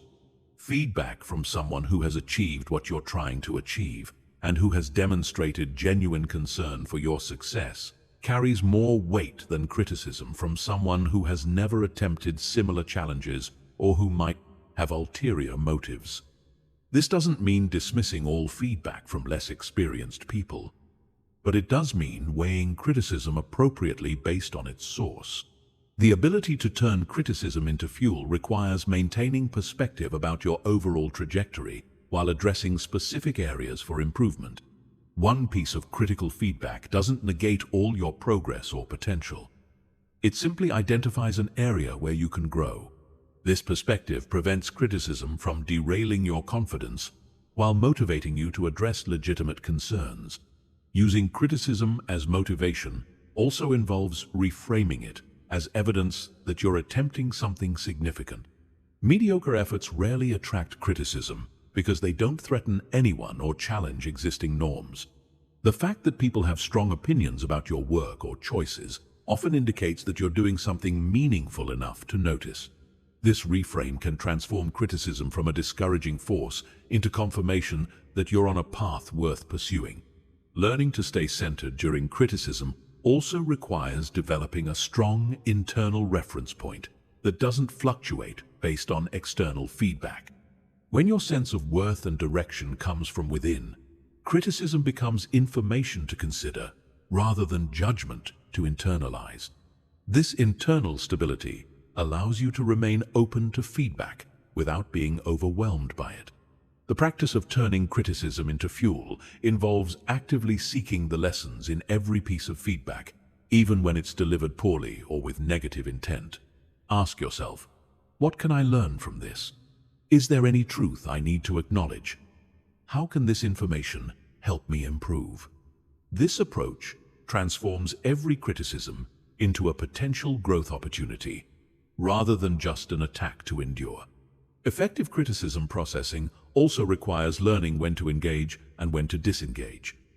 Sometimes, responding to criticism with questions or clarification can lead to productive dialogue and valuable insights. Other times, particularly when criticism is clearly motivated by negativity or misunderstanding, the best response is to acknowledge it briefly and move on without getting drawn into unproductive arguments. One crucial aspect of turning criticism into fuel is learning to thank people for their feedback, even when it's difficult to hear. This response demonstrates maturity and confidence while often disarming hostile critics. It also encourages more thoughtful feedback in the future because people see that you can handle criticism constructively rather than defensively. The ability to maintain your center while processing criticism also involves developing emotional boundaries that protect your core confidence from temporary attacks. You can acknowledge that criticism affects you emotionally without allowing it to shake your fundamental beliefs about your capabilities and worth. This emotional resilience allows you to feel the impact of criticism without being permanently damaged by it. Using criticism as fuel requires converting emotional energy from hurt, anger, or frustration into motivation for improvement and achievement.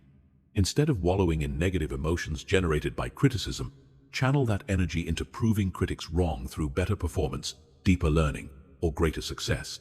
This transformation turns the pain of criticism into the power for progress. The practice of learning from criticism also involves recognizing patterns in the feedback you receive. If multiple people point out similar issues with your work or approach, there's likely validity to their concerns, regardless of how the feedback is delivered. Paying attention to recurring themes in criticism helps you identify blind spots and areas where improvement would be most beneficial. Staying centered during criticism also requires maintaining connection to your larger purpose and vision. When you remember why you're pursuing your goals and what you hope to achieve, individual pieces of criticism become less significant. They might point out areas for improvement, but they don't invalidate your entire mission or your potential to succeed. The ultimate goal of turning criticism into fuel is to become someone who actually welcomes feedback, because you've learned to extract value from it while protecting your psychological well-being. This doesn't mean enjoying harsh criticism, but it does mean appreciating the growth opportunities that come from honest feedback about your performance and decisions. Remember, the people who achieve the most significant success are often those who faced the most criticism along the way. Their ability to use that criticism as motivation, rather than allowing it to defeat them, is often what separates them from those who give up when faced with opposition. Learning to turn criticism into fuel while maintaining your center is a skill that will serve you throughout your life, making you stronger, wiser, and more resilient with each challenge you face. Chapter 14. Build a life that works, whether people support you or not. The ultimate expression of psychological independence is creating a life structure that functions effectively regardless of others' support, approval, or involvement. This doesn't mean living in isolation or rejecting all human connection. It means building such a solid foundation of self-reliance, internal motivation, and personal systems that external support becomes a bonus rather than a necessity. When your life works, whether people support you or not, you gain the freedom to pursue your authentic path without being controlled by others' reactions or availability. Most people unconsciously design their lives around the assumption of external support. Their motivation depends on encouragement from others. Their confidence relies on validation and recognition. Their systems require other people's involvement to function properly. This creates a fragile structure that collapses when support is withdrawn, when critics become loud, or when life circumstances change the availability of their support network. Building a life that works independently requires creating robust internal systems in every important area: motivation, decision-making, emotional regulation, problem-solving, and goal achievement. These systems need to function reliably, whether you're surrounded by supporters or completely alone, whether others understand your vision or think you're making mistakes, whether you receive recognition or labor in obscurity. The foundation of an independent life structure is clarity about your values, goals, and priorities that doesn't depend on external validation. You need to know what matters to you and why it matters, independent of what others think you should prioritize. This clarity becomes your internal compass, guiding decisions and actions, even when external voices are conflicting or absent. Without this foundation, you'll constantly be swayed by others' opinions and expectations. Financial independence is often a crucial component of building a life that works without external support. While you don't need to be wealthy, you need enough financial stability to make choices based on your values rather than economic desperation. This might mean building savings, developing multiple income streams, living below your means, or acquiring skills that provide financial security. Financial pressure often forces people to compromise their values and accept situations that don't align with their goals. Emotional independence is equally important. You need to develop the ability to maintain your emotional equilibrium without requiring constant support, validation, or comfort from others. This involves building internal resources for managing stress, processing difficult emotions, and maintaining motivation during challenging periods. When your emotional well-being depends on others' availability and mood, your life becomes unstable and your decisions become reactive. Creating a life that works independently also requires developing comprehensive problem-solving skills. You need confidence in your ability to handle unexpected challenges, learn new things, and adapt to changing circumstances without immediately seeking rescue from others. This doesn't mean never asking for help, but it means having the foundational skills and confidence to handle most situations independently when necessary. Your daily routines and systems should be designed to function without requiring others' participation or motivation. Your exercise routine shouldn't depend on a workout partner. Your learning and development shouldn't require someone else to push you. Your productivity systems shouldn't need external accountability to function. When your daily life requires others' involvement to work properly, you become vulnerable to their schedule changes, mood fluctuations, and availability. Building an independent life structure also involves creating multiple options in important areas, rather than depending on single sources. Instead of relying on one job, one relationship, one source of motivation, or one approach to achieving your goals, develop redundancy in your systems. This doesn't mean being paranoid or refusing to commit. It means being prepared for the reality that circumstances change and people's availability fluctuates. The social aspect of an independent life requires building relationships based on mutual value and genuine connection rather than need and dependency. When you don't need others to complete you or fix your problems, you can engage with them from a position of strength and abundance. You can offer support because you have it to give, rather than constantly seeking it because you lack internal resources. Professional independence involves developing skills, reputation, and systems that don't depend on any single employer, client, or industry trend. This might mean becoming exceptionally skilled in your field, building a personal brand, developing transferable skills, or creating multiple income streams.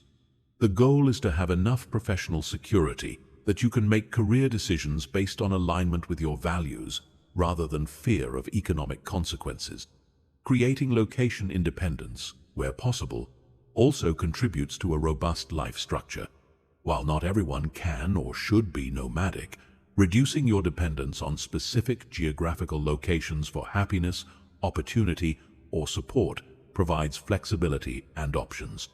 This might involve building online businesses, developing portable skills, or creating social connections that aren't entirely location dependent. The practice of building an independent life also requires regularly testing your systems to ensure they actually work without external support. Periodically challenge yourself to function independently in various areas. Spend time alone without external entertainment. Make decisions without seeking others' input. Handle problems without immediately calling for help.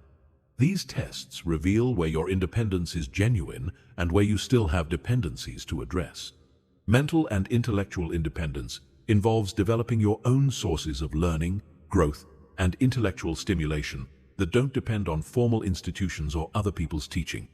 This might mean becoming an autodidact, developing critical thinking skills, building personal libraries, or creating learning systems that function independently of external structure. Building a life that works independently also requires accepting that it might look different from conventional expectations. Society often assumes certain dependencies, career paths that require institutional support, life structures that depend on traditional relationships, or goals that need community validation. Your independent life might follow different patterns that optimize for self-reliance rather than social conformity. The psychological benefits of building such a life are profound. You develop unshakable confidence because you know you can handle whatever life presents. You gain authentic freedom because your choices aren't constrained by others' approval or support. You experience genuine peace because your well-being doesn't fluctuate with others' moods or availability. You develop real strength because it's been tested in solitude and independence. This independence also makes you more valuable in relationships and collaborations. When people know you don't need them but choose to engage with them, your participation becomes more meaningful. When you contribute from abundance rather than scarcity, your relationships become healthier and more balanced. When you can handle yourself independently, others can trust you. to handle shared responsibilities reliably. The ultimate goal isn't to avoid all interdependence or to reject human connection. The goal is to build such a solid foundation of independence that your relationships and collaborations become choices made from strength rather than needs driven by weakness. When your life works, whether people support you or not, you're free to pursue relationships and opportunities based on genuine alignment rather than desperate necessity. Remember, building a life that works independently is a gradual process that requires patience and persistence. Start by identifying your current dependencies and gradually building alternatives. Develop skills, systems, and resources that reduce your reliance on external support. Test your independence regularly and address weak points as you discover them. Over time, you'll create a life structure that provides stability, freedom, and authentic confidence regardless of external circumstances. Chapter 15. Become the person others turn to when they need strength. The highest expression of psychological independence isn't isolation or self-absorption. It's becoming so internally strong and stable that others naturally turn to you for guidance, support, and leadership when they're struggling. This transformation from someone who needs strength to someone who provides it represents the ultimate mastery of winning alone. You've developed such robust internal resources that you can not only sustain yourself independently, but also offer genuine value to others from a position of abundance rather than need. The person others turn to for strength possesses certain unmistakable qualities that set them apart from those who are still dependent on external validation and support. They have a centered presence that remains stable regardless of external chaos. They demonstrate emotional regulation that allows them to think clearly under pressure. They offer perspective that comes from having faced and overcome their own challenges. Most importantly, they've learned to lead themselves so effectively that their example naturally inspires others to develop their own strength. This transition from need to abundance doesn't happen overnight or by accident. It's the result of consistently choosing growth over comfort, self-reliance over dependence, and internal validation over external approval. Every time you handle a challenge independently, every time you regulate your emotions without external help, every time you maintain your standards under pressure, you build the internal reservoir of strength that eventually overflows to benefit others. The person who becomes a source of strength for others has mastered the art of non-reactive presence. While others become emotional, defensive, or scattered under stress, they remain calm and focused. This isn't because they don't feel emotions. It's because they've learned to experience emotions without being controlled by them. Their stability in turbulent situations naturally draws others who need an anchor in the storm. One of the most powerful qualities of those who provide strength to others is their ability to see possibilities when others see only problems. They've trained themselves to look for solutions rather than dwelling on difficulties, to focus on what can be controlled rather than what can't, and to maintain hope based on their own experience of overcoming challenges. This perspective shift often helps others move from despair to action, from victimhood to empowerment. The journey to becoming someone others turn to for strength requires developing deep self-awareness about your own patterns, triggers, and growth areas.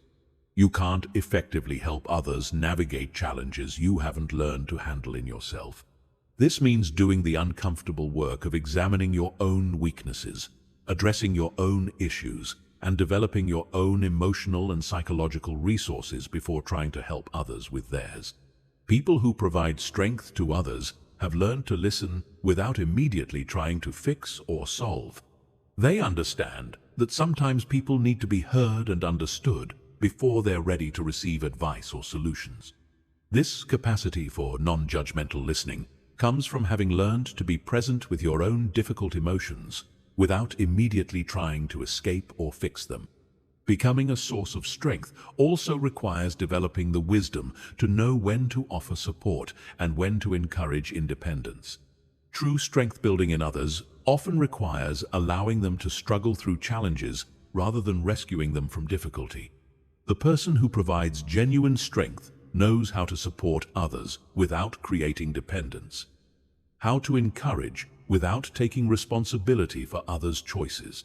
The ability to remain centered while others are in crisis is a crucial skill for those who provide strength. This requires having done enough of your own emotional work that others' pain doesn't trigger your own unresolved issues. When you've learned to sit with your own discomfort, you can be present with others' suffering without being overwhelmed by it or compulsively trying to make it go away. People turn to you for strength when they sense that you've successfully navigated the journey from dependence to independence yourself. They recognize someone who has faced real challenges, made difficult choices, and emerged stronger rather than bitter. Your strength isn't theoretical or borrowed. It's earned through your own experience of growth and transformation. Developing the ability to provide strength to others also requires learning to communicate in ways that empower rather than diminish. This means asking questions that help others discover their own answers rather than imposing your solutions. It means offering perspective that helps others see their own capabilities rather than highlighting their limitations. It means speaking in ways that build confidence rather than creating more doubt. The person others turn to for strength has developed what psychologists call secure attachment. They're comfortable with intimacy and independence, both in themselves and others. They can be close to people without losing themselves, and they can maintain their own identity without pushing others away. This balance makes them safe people to turn to because others know they won't be judged, controlled, or absorbed. One of the most important aspects of becoming someone who provides strength is developing the ability to maintain hope without being naive. You've learned to see potential for growth and positive change even in difficult situations, not because you ignore reality, but because you've experienced your own capacity for transformation. This realistic optimism helps others maintain faith in their ability to overcome challenges. The transition to becoming a source of strength for others requires letting go of your own need to be rescued or fixed by others. As long as you're still looking for someone to save you, you can't effectively help others save themselves. This shift from seeking strength to providing it often involves grieving the fantasy that someone else will come along to solve your problems and accepting full responsibility for your own development. People who provide genuine strength to others have learned to set healthy boundaries that protect their own well-being while still being available to help. They understand that they can't pour from an empty cup, so they maintain their own self-care, continue their own growth, and don't sacrifice their own stability to help others. This self-protection actually enables them to be more helpful because they engage from strength rather than depletion. Becoming someone others turn to for strength also involves developing the humility to recognize that you don't have all the answers, and that your role isn't to fix others, but to support their own growth process. You've learned the difference between helping and enabling, between supporting and controlling, between encouraging independence and creating dependence. The ultimate expression of this transformation is when your very presence becomes a source of strength for others. They don't need you to say anything profound or do anything dramatic. Your calm confidence, your steady presence, and your quiet strength remind them of their own capacity to handle whatever they're facing. You become living proof that it's possible to develop the internal resources necessary to navigate life's challenges successfully. This journey from needing strength to providing it doesn't mean you never need support or never face challenges. It means you've developed enough internal resources that you can handle most situations independently while remaining open to genuine connection and mutual support with others. You've learned to be both strong enough to stand alone and secure enough to stand with others.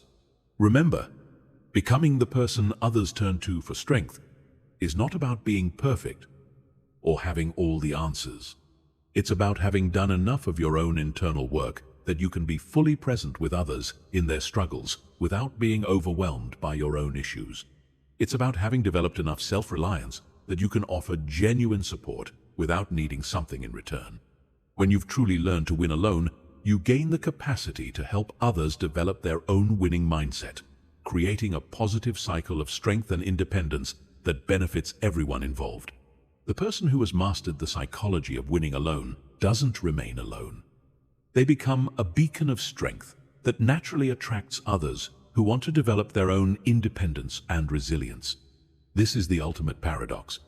When you no longer need others to complete you, you become someone that others genuinely want to be around, not from desperation, but from inspiration.